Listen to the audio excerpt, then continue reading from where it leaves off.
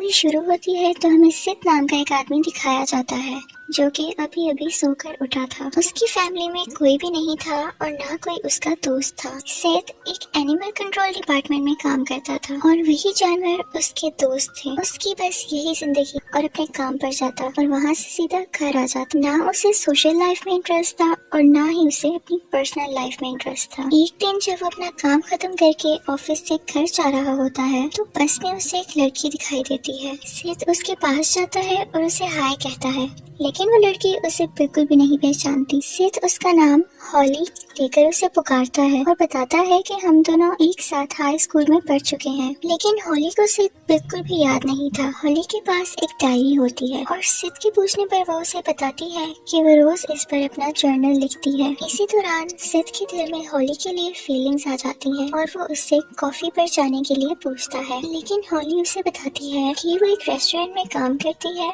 और उसका पहले से ही एक बॉयफ्रेंड है। कुछ ही देर में हॉली का स्टॉप आ जाता है और वो सिद की पूरी बात सुने बगैर अपने स्टॉप पर उतर जाती है। सिद इस बात से सैड हो जाता है। एट लास्ट वो अपने घर पहुंचता है। सोशल नेटवर्किंग साइट पर होली के बारे में कुछ इन्फॉर्मेशन इकट्ठी करता है और उसे उसकी प्रोफाइल मिल जाती है और नेक्स्ट मॉर्निंग रोज की तरह वो एनिमल कंट्रोल ऑफिस जाता है। वहाँ वो अपने कोवर्कर और सिक्योरिटी गार्ड नेट से एक बात पूछता है कि वो कैसे किसी लड़की को इम्प्रेस कर सकता है, जिस पर नेट उसे बताता है कि वो कॉन्फिडेंट रहे क्योंकि लड़कियों को कॉन्फिडेंट लड़के पसंद आते हैं। बातों बातों में एक डॉक्टर सिद को बुलाती है और उसे कहती है कि लेक्सी नाम की एक जर्मन शेफर्ड डॉग को वो लेकर आए क्योंकि वो काफी टाइम से बीमार थी और वो सिद से काफी अटैच थी। सिद उस डॉग को डॉक्टर के पास लेकर आता है और वो डॉक्टर उसे एक जहरीले इंजेक्शन से मारने लगता है क्योंकि वो बहुत टाइम से बीमार थी और एनिमल कंट्रोल का एक्सपेंस यानी खर्चा भी बहुत बढ़ा रही थी। डॉक्टर सिद को ऑफर करता है कि अगर तुम इसे ले जाना चाहते हो तो तुम इसको लेकर जा सकते हो, लेकिन वो उसकी देखभाल यानी हिफाजत कैसे कर सकता था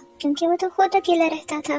फिर डॉक्टर उस जर्मन शेफर्ड डॉग को इंजेक्शन लगाकर मार देता है। सिद उस डॉग की बॉडी को जला देता है। इसी दौरान वो जानवरों के पिंजरे यानी केज के पीछे वाले कमरे को नोटिस करता है जिसके अंदर एक बेसमेंट था। उसे देखकर वो काफी हैरान हो जाता है। इसके बाद वो अपने घर आ जाता है और दोबारा से होली के बारे में इंफॉर्मेशन इकट्ठी करने लगता है। इंटरनेट से उसे होली के रेस्टोरेंट के बारे में भी पता चल जाता है। वो होली की पिक्चर से गेस करता है कि होली की पसंद और नापसंद क्या हो सकती है और उसे एक नोटबुक पर लिखता है। अगले दिन सिद होली के रेस्टोरेंट लंच के लिए जाता है, लेकिन इस बार भी होली उसे पहचानने से इनकार कर देती है और इग्नोर कर देती है। वो तो उसका नाम जानने में भी कोई इंटरेस्ट शो नहीं करती, लेकिन फिर भी सिद उसे एक म्यूजिक कॉन्सर्ट में जाने के लिए कहता है। इस बात पर होली नाराज हो जाती है और वहाँ से चली जाती है। रात में जब होली अपने घर जा रही होती है तो उसे फील होता है कि कोई उसका पीछा कर रहा है। जो शख्स उसका पीछा कर रहा था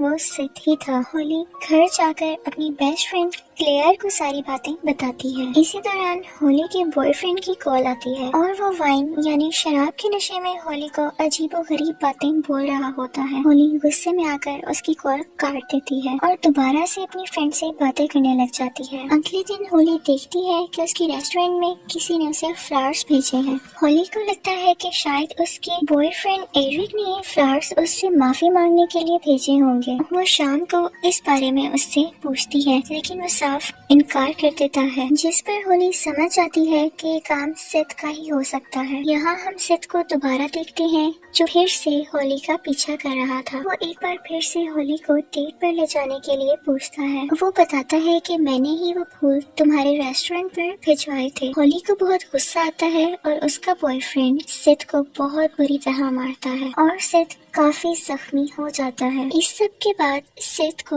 होली की डायरी मिल जाती है जिस पर रोज वो अपने जर्नल लिखा करती थी। वो घर आता है और उस डायरी को पढ़ने लगता है, जिसके बाद उसे होली के बारे में मजीद इंफॉर्मेशन मिल जाती है और उसे होली के बारे में एक सीक्रेट पता चलता है। नेक्स्ट मॉर्निंग वो दोबारा ऑफिस जाता है और उस बेसमेंट की तरफ जाता है। वो इंटरनेट से हेल्प लेकर उस बेसमेंट के लिए एक केज यानी पिंजरा तैयार करता है और सीक्रेटली वहाँ के क्लिनिक से जानवरों को पैरालाइज करने वाला एक इंजेक्शन चुरा लेता है। उस इंजेक्शन को टेस्ट करने के लिए वो खुद ही पर वो लगा लेता है, जिसकी वजह से उसकी बॉडी कुछ देर के लिए पैरालाइज हो जाती है। अगली रात वो दोबारा से होली का पीछा करता है, जो कि अपने अपार्टमेंट में जा रही थी, लेकिन उसके अपार्टमेंट में कोई भी नहीं होता। इस बात का फायदा उठाकर सिड उसको इंजेक्शन लगा देता है और उसे किडनैप कर लेता है और फिर उसे एनिमल कंट्रोल में एक बॉक्स में बंद करके ले आता है। नेट की नजर उस बॉक्स पर पड़ती है तो सिड उसको बातों में लगा देता है और होली को उस बेसमेंट में ले जाता है और वो होली को उस केज में डाल देता है जो उसने तैयार किया था। कुछ देर बाद होली को जब होश आता है तो वो देखती है कि वो एक केज में बंद है। वो खुद को छुड़ाने की कोशिश करती है, लेकिन उसका नाखून टूट कर गिर जाता है। होली जोर जोर से चिल्लाती है, लेकिन बेसमेंट में होने की वजह से और जानवरों के शोर की वजह से उसकी आवाज बाहर नहीं जा पाती और वो सारी रात अंधेरे में वहीं रहती है। अगले दिन सिड दोबारा अपने काम पर आता है और होली को टॉयलेट पर्पस के लिए एक मिडिल साइज पोट और कुछ खाना देता है और वो उसे अपना नाम याद करवाता है, क्योंकि उसने कभी उसका नाम जानने की कोशिश ही नहीं की थी। और फिर वो वहाँ से चला जाता है और 2-3 दिन तक होली के पास नहीं जाता। फिर जब वो होली के पास जाता है तो देखता है कि वो फेंट हो चुकी है। वो उसे पानी पिलाता है। वो उसे खाना देकर वहाँ से जा रहा होता है कि होली उसे रोक लेती है, लेकिन वो नहीं रुकता और वहाँ से चला जाता है। वो वहाँ पर बिल्कुल अकेली थी और उसे अपनी फ्रेंड क्लेयर दिखाई देती है,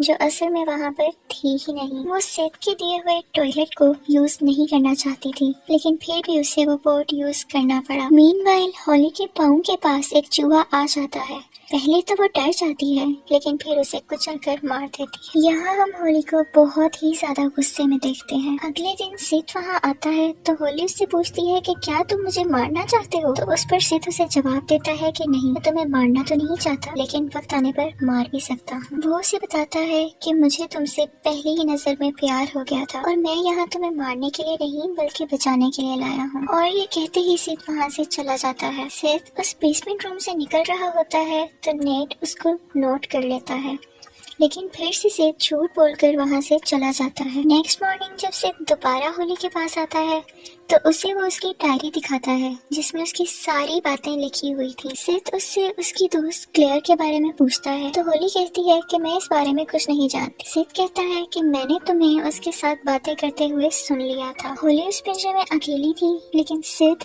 ये सुनकर डर जाता है कि उस पिंजरे से 2 लोगों की आवाजें आ रही थी। सिड उससे पूछता है कि क्लेयर क्या वाकई यहाँ पर है, जिस पर होली उसे कहती है कि नहीं, लेकिन फिर वो सिड के पीछे क्लेयर को देखती है। फिर सिड उस पर ये राज खोल देता है कि तुम दरअसल बीमार हो और क्लेयर कोई लड़की नहीं है, ये सिर्फ तुम्हारा ख्याल है जो तुम खुद इमेजिन करती हो। और फिर सिड होली को शुरू से वो सारी बातें बताता है जो उसने अपनी डायरी में लिखी हुई थी। इनफैक्ट कुछ टाइम पहले होली और एरिक की एंगेजमेंट हो चुकी थी, लेकिन फिर होली को एरिक के फोन से पता चलता है कि उसकी फ्रेंड और उसका अफेयर चल रहा है, जिसकी वजह से होली जानबूझकर कार स्पीड तेज कर लेती है और एक्सीडेंट करवा देती है, जिसकी वजह से वो दोनों काफी जख्मी हो जाते हैं। लेकिन होली जानबूझकर क्लेयर की आंख में ग्लास घुसा देती है, जिसकी वजह से क्लेयर मर जाती है।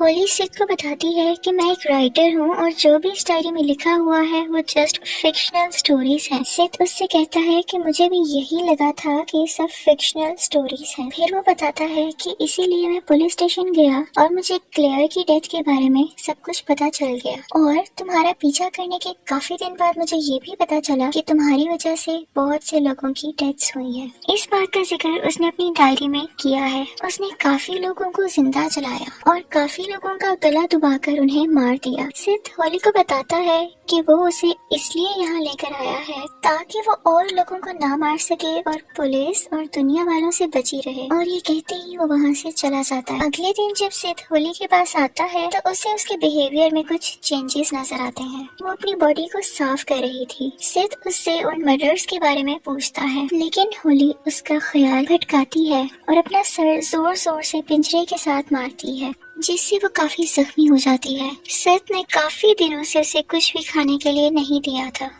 होली उससे खाने के लिए कुछ मांगती है, लेकिन सिड इनकार कर देता है, जिस पर होली उससे प्यारी प्यारी बातें करने लगती है। वो कहती है कि शायद मैं तुमसे प्यार करने लगी हूँ, और सिड उसकी बातों में आकर उसके लिए कुछ स्नैक्स लेने चला जाता है। और यहाँ नेट फिर से सिड को बाहर आते हुए देख लेता है। उसके जाने के बाद वो बेसमेंट में जाता है। वो बेसमेंट में होली को एक पिंजरे में बंद देख लेता है, और वो उसे देखते ही उससे मदद मांगने लगती है। वो उससे पिंजरे का ताला तोड़ने को कहती है, लेकिन नेट से वो ताला नहीं टूटता, और इसी दौरान वहाँ सिड आ जाता है। और फिर होली सिड से उल्टा नेट को मारने को ही कहती है। वो कहती है कि पास पड़े ब्लॉक से नेट को मार दो। सिड ऐसा ही करता है, जिसकी वजह से उसका सर फट जाता है और वो वहीं मर जाता है। अब सिड होली की तरह ही एक मर्डरर था। वो उसे गाइड करती है कि तुम इस डेड बॉडी को कैसे एक जगह पर छुपा सकते हो ताकि पुलिस तुम तक ना पहुंच सके। सिड फिर उसके दांतों को निकाल देता है और उसके फिंगरप्रिंट्स को मिटा देता है, ताकि किसी भी तरह से नेट को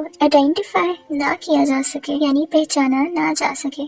और फिर वो नेट की बॉडी को एक तेज चाकू से छोटे छोटे टुकड़ों में काटता है और वहाँ के ही कुत्तों को 2 दिनों तक खिलाता है। नेट के गायब होने पर पुलिस उसे ढूंढने लगती है, और वो सिड से भी इन्वेस्टिगेशन करती है, और उन्हें सिड पर ही शक होने लगता है। पुलिस उससे कहती है कि उनकी नजर उस पर ही रहेगी। सिड इस बात से काफी डर जाता है, और जब वो होली के पास आता है तो होली उससे फिर प्यार भरी बातें करने लगती है। वो उससे कहती है कि तुम मुझसे प्यार नहीं करते, अगर प्यार करते होते तो यहाँ मुझे कैद न रखते। होली उससे सबूत के तौर पर उसकी एक फिंगर यानी उंगली मांगती है, जिसको सुनकर सिड काफी शॉक्ड हो जाता है। होली कहती है कि तुम सिर्फ दिखावा करते हो, और फिर से सिड उसकी बातों में आ जाता है और अपनी उंगली काट देता है, जिससे उसको बहुत दर्द होता है। इसी बात का फायदा उठाकर होली उसका चाकू ले लेती है और अपना गला काटने लगती है। वो सिड को धमकी देती है कि अगर वो उसे यहाँ से नहीं जाने देगा तो वो खुद को मार डालेगी। उसकी बातों में आकर सिड पिंजरे का दरवाजा खोल देता है, तो वो बाहर आकर सिड से प्यार भरी बातें करने लगती है,